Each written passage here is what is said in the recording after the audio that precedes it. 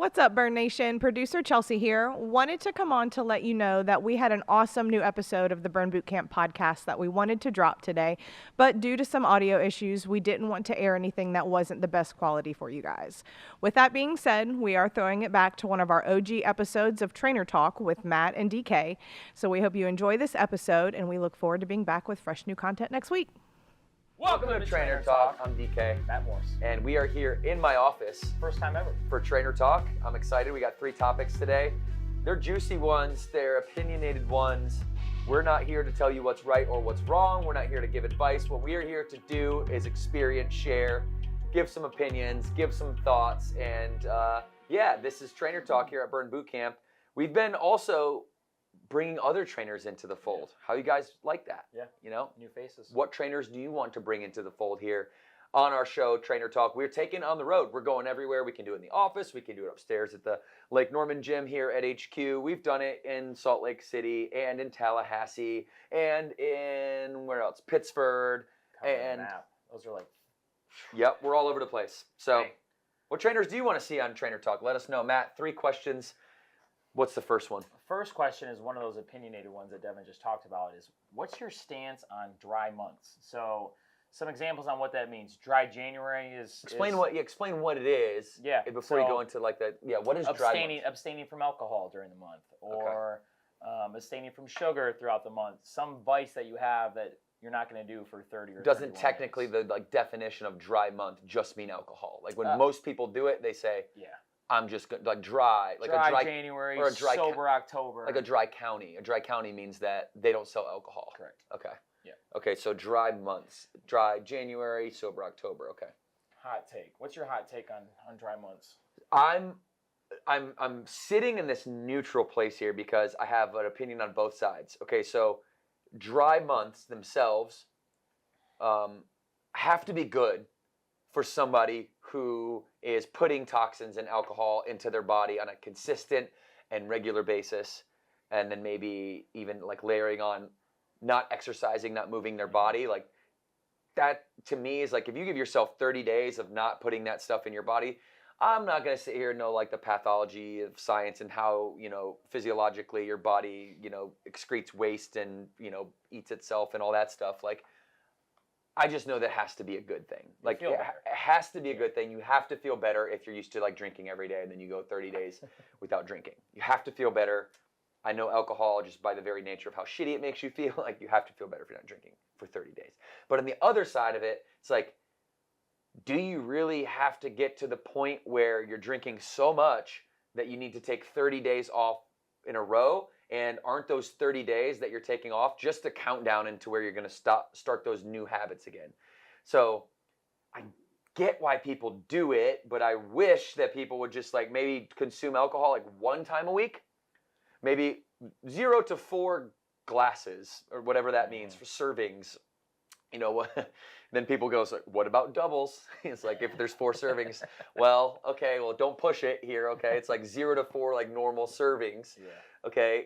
Not like, the mega margaritas that you get at like a Mexican spot or something like that. So I'm torn. I see the utilization for dry months. I'm not helping anybody here really. I'm only setting you up for a really opinionated conversation. You can't be on one side of the fence. It's going to leave it to me. I can if you want me to be, and I will tell you that I would rather preach just like, if you're going to be somebody that consumes alcohol because you value it, it's fun, you want to have fun, you want to let loose, that's great.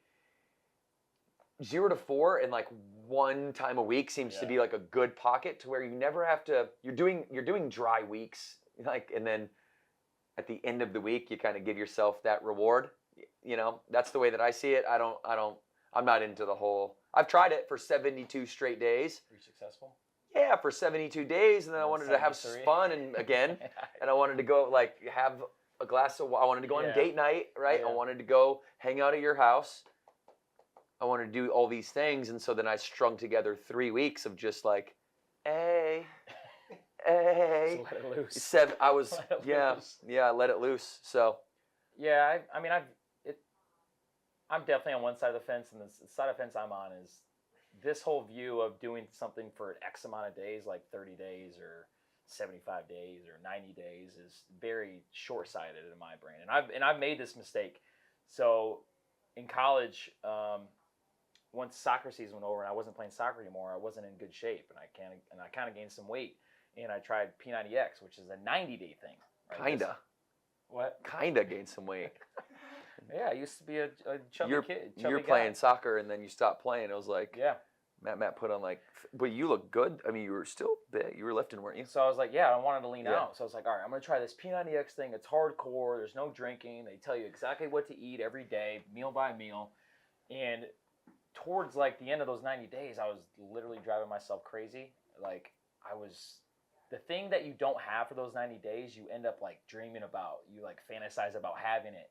And then on day 91, it's like, give me all the sugar, give me all the alcohol, and that doesn't just last for one day. Like, you want it for an extended period of time that Devin talked about, and then you just end up losing all that you gained in those 30 or 90 days. So I learned that mistake. Don't make that mistake if you're currently watching this and you're thinking about doing a month where you're going to completely abstain from something, because what happens is you can do it for 10, 15, 21 days, but the further along you get, that urge to get that thing back increases like tenfold. And there's going to be a day where your mental toughness is going to not be as tough, and you are going to grab something, and you don't just, and the thing about it is you don't just grab a little bit of it, you binge on that thing. Like, if you get rid of alcohol, the next time you drink alcohol for whatever reason, you're going to binge on that. Or if you take away sugar, you're going to binge on sugar, and that's just not going to be one day. It's going to be for an extended period of time. So I think we got it right at specifically Burn Boot Camp. Is we don't preach a hardcore mentality. It's just, how about just 365 days of moderation? How about that? Yeah. Your life is going to be so much better. You're not going to beat yourself up over, if you enjoy yourself on the weekends. So that's where I'm at. Yeah, I agree with you, Matt. So philosophically, everybody, we have always said, and I hope that you take this philosophy and you take this really seriously, because we have always said that you should never add or make changes to your diet that you did not intend on keeping forever, right? That if you're going to make modifications to your diet, you're not cheating. I used that word on accident earlier. You're not cheating. You're not rewarding yourself. There's no negative connotation. You're just modifying, like Matt said, you're modifying a healthy diet, right? That's what you're doing when you go off course. It's like here's a metaphor for us, okay? So when we talk about going on and off diets, right?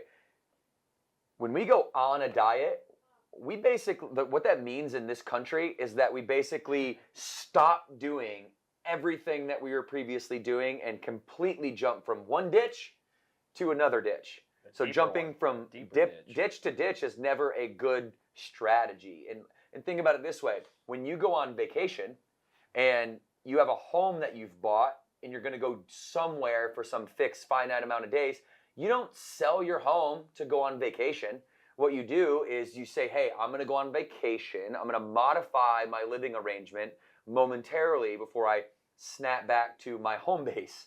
And that's what I really enjoy about the philosophy. Like, don't make any changes to your diet that you don't expect to be permanent, right? So then, okay, now if I'm going to have one day per week as a philosophy for me to indulge, to modify that healthy diet, whatever way that makes you comfortable and whatever way you want to language it, I'm not selling, okay, everything else, all the other compounded effort that, all the education that I've gained from logging food and how that food then translates into like physical results and biometrics move. Like, you don't want to just throw all that out the gate to go out for one day and, just like eat donuts in the morning and tacos and nachos for lunch and then a huge dinner and then eat a whole batch of cookies and a pizza that's like 10,000 calories, and you're selling your home when you're going on vacation. It's like, hopefully that makes sense. Yeah, no, I think I just made that metaphor up. Does that make sense? It does make sense, and I think like we've had a lot of trial and error. We've done like pretty much everything. We're getting older, and we've made a lot of mistakes. I still have days where I need to get off the things I eat like consistently, just to take the edge off mentally. Like if you're on something like day after day after day, like, all right, I need a day where I just consume more calories than usual, right? I eat maybe more carbs than usual because carbs are your body's best friend. So you might have those days where you just take the edge off, and then the next day you feel better and you can get back on to what you were doing, and that's why we talk about moderation. So work what's best for you. This goes back to Devin's point of being on both sides of the fence. If this helps you at all, like rocket fuel in your journey, go ahead and do so.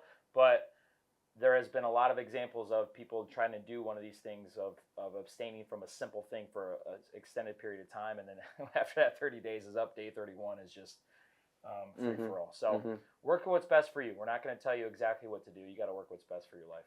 Okay, so I'm going to pivot hardcore. I'm going to talk about this food pyramid that came out. We'll show a picture of that. The food pyramid that came out that had the entire world confused. Yeah. And everybody was like lined up with pitchforks ready to knock down like the CDC's door and say, hey, no, this is wrong. So what happened was there's this food pyramid that got published, and Matt knows the blog, but it was some food blog that published this blog. Do you know the name of it? I can't remember. The word cattle's in it, though. Okay, so whatever that food blog is, we'll find it.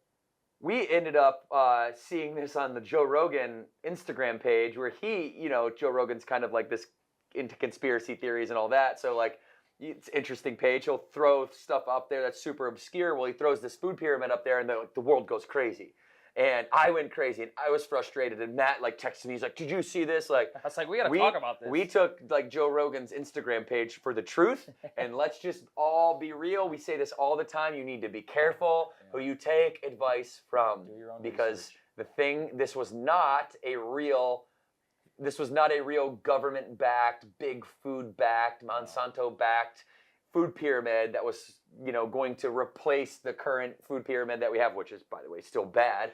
But it's not like it was saying that Lucky Charms were more nutritious to the human being than filet and steak was, and which is as we all know, is like. I think that should have been a red flag for any rational human being who saw that. Is this real? Yeah. Let me go Google this real quick. It shows you like the state of the world that we're in, where we could actually have a level of distrust in our government where like that actually is believable.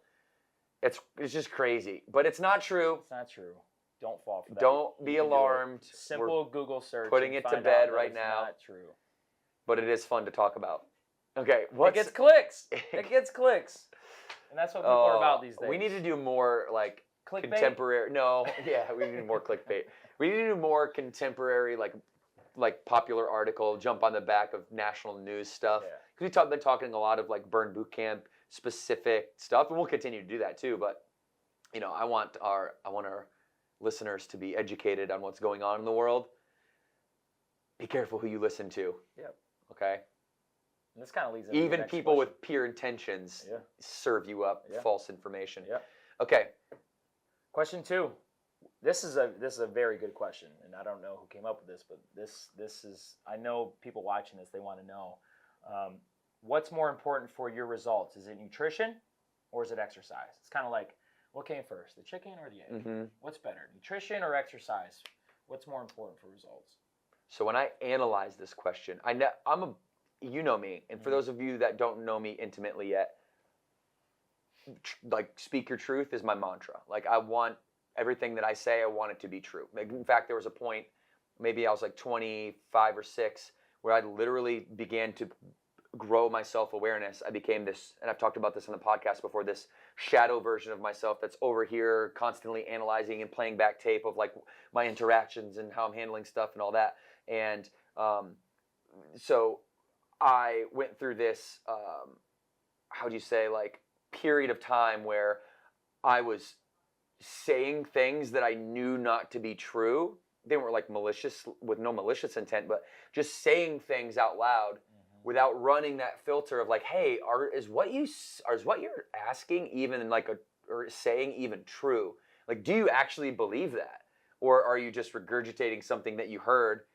And that like sparked my journey into analyzing questions that I'm asked, to really say, okay, what is this question that you're really asking? And I want to get to the bottom of it through the lens of like speak your truth. So I'm going to do that right now. When I read this question, what's more important for your results, nutrition or exercise? I think if you were to analyze that, you'd say, okay, what does your results mean? So the answer, same thing I so the asked answer is myself. it depends. That's see, he's much more straightforward than me. I got a long-winded backstory way of like getting you We're to on the same page. thing. But your results, nutrition or fitness, and it does depend. And I'm also not going to give you some BS version of the answer to this question that it's like 80% nutrition and 20% exercise, or abs are made in the gym, or it's 100% of both. If you're not putting in both 100% energy into both, then what are you doing? Like, no, there's a balance, a correlation between people's results, what they actually want, and then what is your exercise regimen, what's your nutrition, and based on that, what one is more important. There's no such thing as things being exactly equal unless you're talking about mathematics. I agree. That's my original thought. So it depends is my answer. So do you want to do some hypothetical? Yeah. So What your results actually mean? And actually, that's what I ran through my head, like hypotheticals. So if you're currently watching this and you've never gotten an exercise regimen before, or you've never had a nutritional log before, right? I think as you start out and you're brand new, you're going to have to choose one, because I think if you look at both at the same time, that might be overwhelming. All right. But on the other end of the scale, if someone like Devin Klein, who, has been working out for 20 years, right, you can handle both at the same time. So this goes back to Devin's question.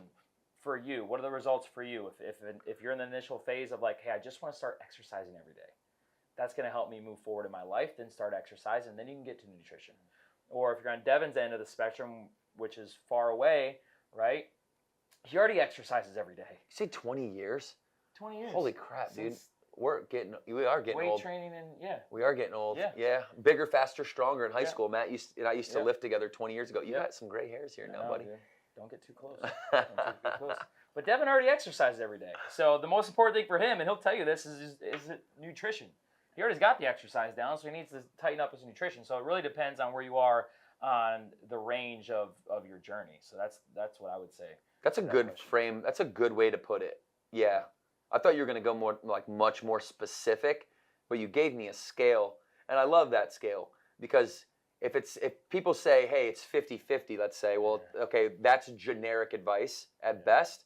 And is that actually good for the generic population? Like, because the generic population doesn't exercise. Correct. Right? Only statistically, you guys, 15% of this country has a gym membership or gym equivalent. 85% of people do not have a gym membership or gym equivalent. This is our metric now. If I was playing devil's advocate and trying to steelman the argument that fitness is more relevant than 15%, well, then you might say, okay, another 15% is intrinsically motivated. I would debate you to death to say that you could make it an obviously a larger number than the actual gym goers themselves. Like, that's probably an argument anybody could pick apart. So let's just give you that, right? So 30%, let's just say 15% are intrinsically motivated, and they're working out on their own. They're runners, they're yoga, they're doing yoga, whatever other modality. Great, we'll all count all of that stuff. That's another 15%, which, by the way, if they're going to a yoga studio, that's already counted in the 15% of gym goers. Yep. So 70-30 at best. 70-30 at best. So you're going to give generic advice to say, hey, it's 50-50 exercise, nutrition, to the 70% of people that don't even know what those two things are to begin with. So to me, exercise is far more important for, like you said, far more important for the person that's just getting started. Mm-hmm. Like, just go walk. Yeah. Just go walk and build that little momentum. What happens when you believe that the action you'll take of walking will lead to results, you'll do the action will lead to results, and it will reinforce your belief that walking was a good idea, and you'll continue to make you walk, you'll continue to get results, and then you'll get to the point in the cycle of momentum where walking no longer is going to move the needle for you, and then you'll shift your belief to now running, or taking a trial at Burn Boot Camp, or going to CrossFit, or whatever it might be, running on a treadmill, doing sprint intervals. That next level of belief sets in, then you get another few laps of momentum and progress until you have to level up. So there's no such thing as a plateau. there's only such thing as the inability to believe in the next step. That's an interesting way to look at it. But saying exercise and nutrition are equally important for everybody, or it's 80-20, is, I think, it's just really bad advice. Yeah, I agree. This industry has been saying that forever. Always. It's everywhere. Like forever. It's everywhere. In the same we've been saying the same thing. It's 80% fitness, 80% diet, 20% nutrition. We've been saying, hey, it's okay, you're okay the way you are, even if you come into the gym, like, you don't need to make changes, like, you're okay the way you are. We've been saying this stuff forever. It's like, people aren't coming to us for that. It's like, at what point do you realize, like, the things we keep saying over and Yeah. over again don't work? Yeah. Like, we gotta change the narrative. Yeah, it's like the marketing message is going to continue to, if it's going to continue to talk to 15% of the world, or let's say 30, since we gave you that, like the 30% of the world that is a fitness enthusiast, if the marketing continues to target those people, it's going to continue to further isolate the 70%. And I think that's what makes us different, is that that's who we're talking to. Our message is speaking to the 70%. It's not speaking to people that are already there, right? Like, we're just saying, hey, we're just being truthful and honest. Like, back to speak your truth. It's like, what we're saying here at Burn Bootcamp, our message is the following. It's, hey, life is really hard. You have so much going on that it's so hard to pour into yourself, but you need to take responsibility for yourself, because that's where all meaning in life is rooted. And by taking care of your physical body, that is the easiest tool for you to just pick up and start using, that will begin to make life less hard when you just do the hard thing and show up and work out. Mm-hmm. And I think people want to hear that message. They want to hear that, hey, you're not going to reach everything that you've ever desired in terms of your health and fitness in 60 days. Actually, you're not even going to do that in 12 months. That's what I'm saying. Right? But when you're dedicated to this, what that really means is that you're dedicated to your long-term energy, and how that energy can spill over into your family, into your work, into your social life, and ultimately creating a better version of yourself, a more enhanced version, a more intelligent leader, communicator. Like, all of these things start to happen if you just ignite your physiology. And that message is so counterintuitive that is what we're the one company. This is weird to think about. We're like the one company that has actually broken through that message, that kind of fog of narcissism that sits over the top of the fitness franchising industry, fitness industry as a whole. We're kind of the only one that's been able to shine a little light through that, which is interesting. Do you see the same thing? Oh, absolutely. It's really interesting. Absolutely. Yeah. I'm just ranting at this point now. I forgot what question we were talking about. We're on our last question. Oh. These might be the best set of 3 questions we've had so far. The last question is, what are the most common mistakes with form and workouts in general, and how do I fix that? So I'm gonna break down form first, and ouch! I just kicked something. Sorry. To Burn Bootcamp and to myself, this word drives everything you do in the gym. So I'm gonna give you an example. I'm a twin, but we're not identical. But if we were, right, and we came into the gym for a year straight, okay, and every day we did the same exact workout, all right, but our form wasn't the same, okay. My twin brother and me, we did the same amount of reps, we used the same amount of weight, but his form was horrible. He just moved the weight, right? Me, on the other hand, I controlled every negative. Of course, yours is the perfect form and his is the bad form. I controlled every squeeze of the muscle that I was working. If we took pictures on day 1, right, and then we did a year full of workouts the exact same, and we looked at our pictures a year from there, you would see a huge difference in body composition, and you might have some injuries, and I'm injury free. So the biggest mistake you can make is thinking that all reps are created equally, which they're not. All right, so this is why we hone in on this word form, because not only are we going to keep you safe from injury, but you'll reach your results quicker.